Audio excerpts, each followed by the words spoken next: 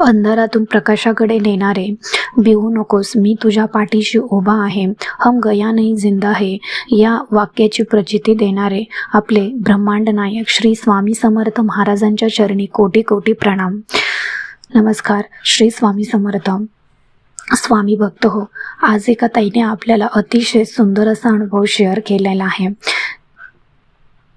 त्या ताई सांगतात की सर्वप्रथम मी सर्वांना श्री स्वामी समर्थ म्हणते, पण तत्पूर्वी जर आपल्या चॅनलवर कोणी नवीन स्वामी सेवेकरी असतील, स्वामी भक्त असतील, तर त्यांनी आपल्या चॅनलला सबस्क्राईब करायला विसरू नका.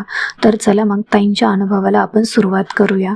ताई सांगतात की माझ्या आयुष्यामध्ये खूप वेगळे असे अनुभव स्वामींनी मला दिलेले आहेत. हा अनुभव सांगताना माझ्या हृदयामध्ये खूप असं आनंद होत आहे, मन भरून येत आहे, कारण माझा अनुभवच हा सगळ्यांपेक्षा वेगळा आहे. सगळ्यांना स्वामी प्रचिती देतात, अनुभव देतात. कोणी ना कोणत्या तरी मार्गाने, कोणत्या ना कोणत्या तरी अनुभवाने स्वामींच्या सेवेत कोणताही भक्त कोणता अनुभव आल्याशिवाय स्वामींच्या सेवेत येत नाही. तसंच माझ्याही बाबतीमध्ये झालेलं आहे. मलाही स्वामींनी माझ्या बाबतीमध्ये एक वेगळंच केलेलं आहे. पहिली प्रचिती दिलेली, अनुभव दिला आणि नंतर मी स्वामींच्या सेवेत आले. पण तुमच्या बाबतीत असं झालं असेल की तुम्ही खूप स्वामी सेवा केलेली, तुम्हाला अनुभव आला आणि त्याच्यानंतर तुम्ही स्वामी सेवेत आलात. स्वामी सेवेत आल्याच्या नंतर तुम्हाला अनुभव आला. पण माझ्या बाबतीमध्ये काही उलटच झालेलं आहे. म्हणजे स्वामींची माझ्यावर खूप कृपादृष्टी आहे. असाच काही माझा अनुभव आहे, तो तुम्ही प्रत्येक स्वामी भक्ताने शेवटपर्यंत बघा. ह्या ताई सांगतात की मला स्वामींनी जेव्हा प्रचिती दिली त्याच्यानंतर मी स्वामी सेवेत आले, स्वामींची सेवा करू लागले. स्वामींच्या सेवेची मला गोडी लागली. स्वामींची सेवा करणे म्हणजे काय तुम्हाला काहीच माहिती नव्हतं. मला फक्त एवढंच माहिती होतं की स्वामींचं जर नामस्मरण केलं तर आपण प्रत्येक गोष्टीतून, प्रत्येक संकटातून, प्रत्येक अडचणीतून मार्ग काढू शकतो. स्वामी मार्ग काढतात आणि स्वामी आपल्याला प्रचिती देतात. मला एवढंच माहिती होतं. म्हणून मी चालता बोलता स्वामींच्या फोटोसमोर बसून, स्वामींच्या मूर्तीसमोर बसून मी फक्त स्वामींचं नामस्मरण करायचे, स्वामींना मनोमन प्रार्थना करायची. कोणतंही संकट आलं तरी माझ्या तोंडून फक्त पहिलं एकच अक्षर निघायचं, श्री स्वामी समर्थ. मी फक्त स्वामींचं नामस्मरण करायचे. असेच काही वर्ष उलटून गेले आणि असंच बघता उन्हाळा आल्यावर त्या ताई उन्हाळ्यामध्ये सहसा सगळ्यांना सुट्ट्या असतात, काहीच कामं नसतात. त्या ताईंना घरी खूप बोर व्हायला लागलं. ताईंनी घरातल्यांना विचारलं, फॅमिली मेंबरला, की आपण कुठेतरी फिरायला जाऊ. मग घरातले बोलले, कुठेतरी म्हणजे नेमकं कुठे? तर त्या ताई बोलल्या की आपण अक्कलकोट, तुळजापूर, गाणगापूर इथे फिरायला स्वामींचं दर्शन घ्यायला जाऊ. त्या ताईंची खूप इच्छा होती दर्शनाला जाण्याची. तर मग त्यांनी प्लॅन केला आणि ते देवाच्या दर्शनाला गेले. पहाटे 3:30-4 वाजता तिथे 3:30 ते 4 वाजता ते घरातून निघाले. कारण त्यांना तिन्ही पण अक्कलकोटलाही जायचं होतं, तुळजापूरलाही जायचं होतं, गाणगापूरलाही जायचं होतं. मग त्यांनी खूप लवकर पहाटेच निघण्याचा निर्णय घेतला. त्या ताई सांगतात की जेव्हा आम्ही पहाटे निघालो तेव्हा माझ्यासमोर अनपेक्षित असंच घडलं. उद्या पहाटे जायचं म्हणून आज रात्री मला झोपच येईनाशी झाली. मी अक्षरशः रात्रभर जागी होते. पण जेव्हा 3:30-4च्या अगोदर 1 तासभर मला डोळा लागला आणि त्याच्यामध्ये असं वाटलं की मी खरंच 12-13 तासाची झोप घेते की काय, इतकी गाढ झोपलेली होते. आणि तेवढ्यात मला स्वामींनी दृष्टांत दिला. स्वामी स्वप्नात येऊन मला सांगतायत की शेवटी तू अक्कलकोटला येण्याचा निर्णय घेतलाच. आणि काय, मला अशी धडपडून जाग आली. तसं स्वप्न पडल्याबरोबर मला धडपडून जाग आली आणि मी जागी झाले. बघते तर 3 वाजलेले होते. त्यातही सांगतात की मी फक्त मनात जरी आणलं की मला अक्कलकोटला जायचं आहे तरी सुद्धा स्वामींनी मला प्रचिती दिली. त्यातही सांगतात की मग आम्ही दुसऱ्या दिवशी पहाटे उठून खूप लवकर आवरलं. सगळ्यांनी सगळे दर्शनाला जाण्यासाठी निघालो तेव्हा मनामध्ये खूप आनंद भरलेला होता.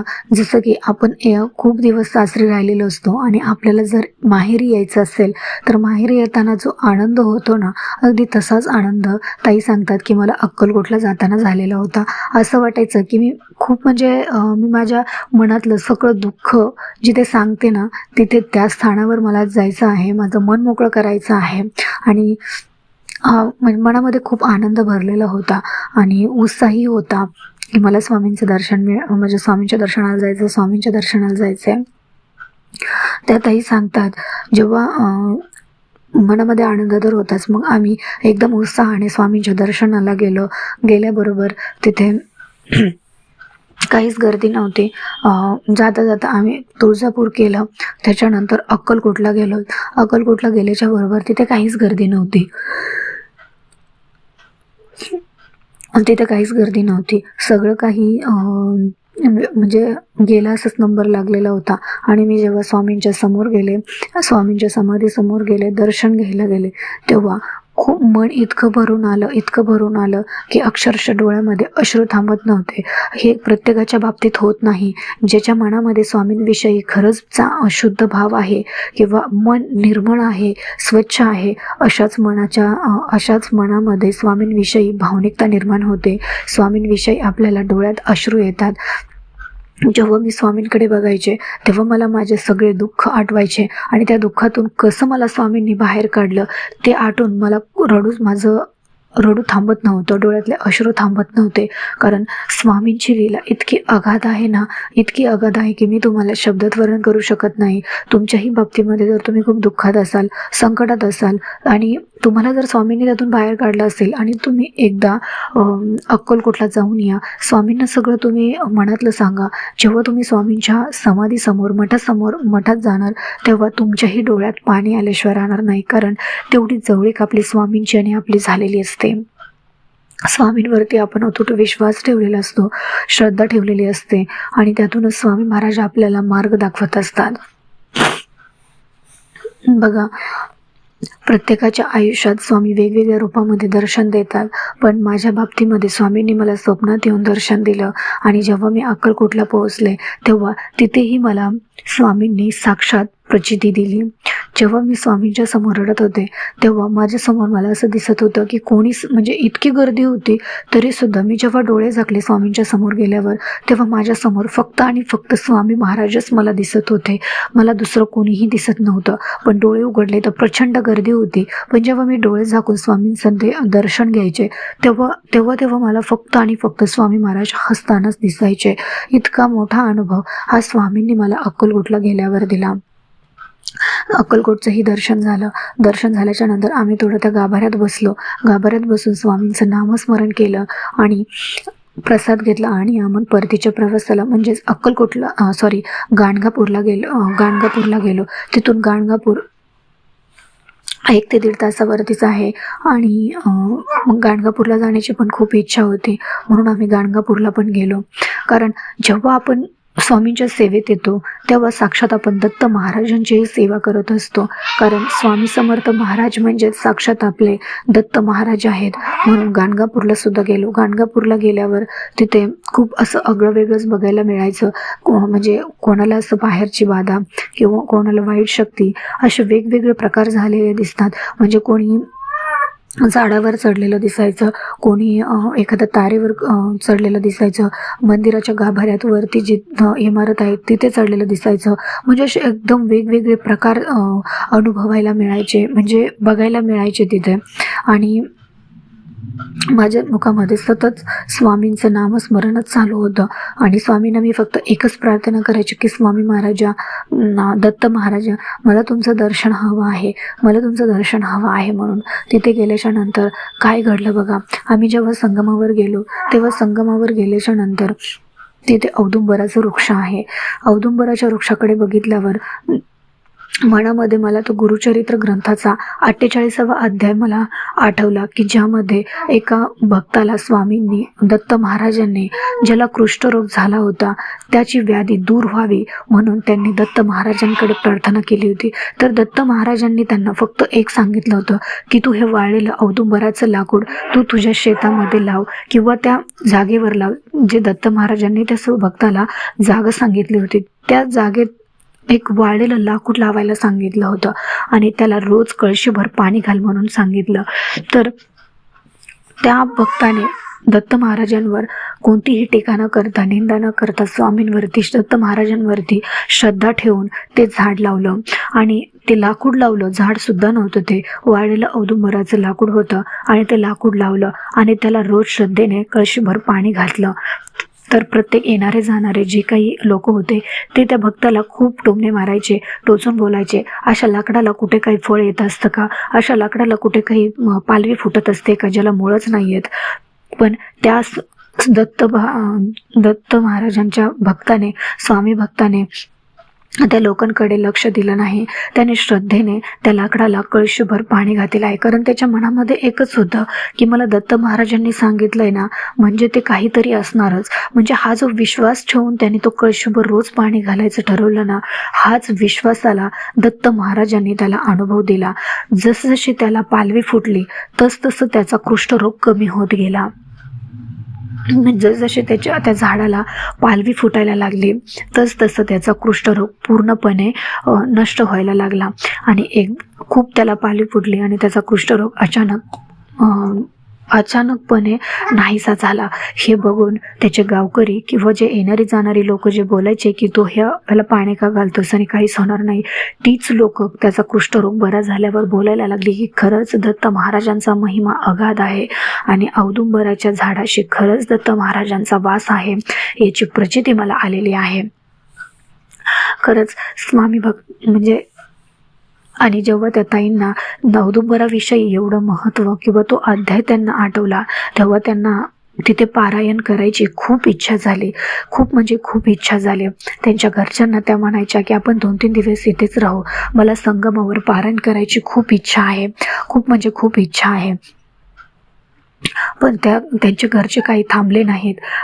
मग त्या ताईंना खूप म्हणजे अस्वस्थ झालं. घरी गेल्यावर खूप अस्वस्थ वाटलं की माझी खूप इच्छा होती तिथे राहून पारायण करायची. मग ताईंना स्वप्नात नेहमी ते संगम, गाणगापूर, अक्कलकोट हेच दिसायला लागलं. पण ताई मनोमन प्रार्थना करायच्या की त्या स्वामी महाराज, दत्त महाराज, माझ्या कुटुंबातले सदस्य तिथे थांबले नाहीत, पण मला कधीतरी तिथे पारायण करण्याची संधी मिळू द्या, पारायण करण्याचा असा योगायोग येऊ द्या की माझी ती इच्छा पूर्ण करा. घरी आल्यावर त्या ताईंना वाटायचं की माझी इच्छा अपूर्णच राहिली आहे. पण असा एक प्रसंग स्वामींनी घडून आणला की दत्त महाराजांनी घडून आणला. शेजारीच एक मठ होतं, ताई जिथे राहायच्या तिथेच एक स्वामींचं केंद्र होतं. त्या केंद्रात त्या ताई रोज जायच्या, स्वामींची सेवा करायच्या. ताईंनी खूप सेवा केल्या. स्वामींच्या सेवेची ताईंना खूप म्हणजे खूप आवड निर्माण झाली, गोडी निर्माण झाली. असंच एक दिवस त्या स्वामींच्या केंद्रातून गाणगापूरला 1 दिवसीय पारायणाची गाडी निघाली. म्हणजे 1 दिवसीय पारायण करायचं आहे म्हणून तिथून एक गाडी निघाली. म्हणजे ज्यांना ज्यांना यायचं आहे त्यांनी केंद्रात येऊन नावं द्यावीत असा त्या केंद्रातून आम्हाला सांगितलं. तर मला खूप आनंद वाटला की आपल्यासोबत आपल्या घरचे थांबले नाहीत. मग आपण ह्या गाडीसोबत जाऊन तिथे जर पारायण केलं, गाडीत सगळे सेवेकरीच आहेत, तर मग आपण सेवेकऱ्यांसोबतच जाऊन तिथे पारायण करू. त्या ताईने नाव दिलं आणि ज्या दिवशी ती गाडी निघायची त्या दिवशी ताई गेल्या आणि गाणगापूरला 1 दिवस राहून मुक्कामाला सगळे गेलेले होते आणि जाऊन तिथे त्यांनी पारायण केलं. त्या ताईंची इच्छा स्वामींनी कोणत्या ना कोणत्या तरी रूपामध्ये येऊन पूर्ण केली.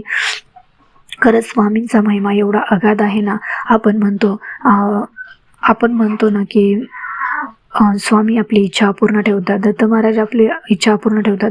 पण आपली इच्छाशक्ती जर एवढी तीव्र असेल, आपली इच्छाशक्ती एवढी म्हणजे खूप इच्छाशक्ती जर असेल, तर स्वामी कोणत्या ना कोणत्या तरी रूपामध्ये येऊन आपली इच्छा पूर्ण करतातच. हा मला आलेला खूप मोठा अनुभव आहे. तर बघा स्वामी भक्त हो, माझे हे अनुभव शेअर करण्यामागे माझा एकच उद्देश होता की आपल्या मनामध्ये जर आपण स्वामींची मनापासून सेवा केली, मनापासून भक्ती केली, तर स्वामी आपल्या सगळ्या इच्छा पूर्ण करतात. मग ते कोणाच्याही रूपामध्ये असो, श्वानाच्या रूपामध्ये असो, अनोळखी माणसाच्या रूपामध्ये असो, किंवा एखाद्या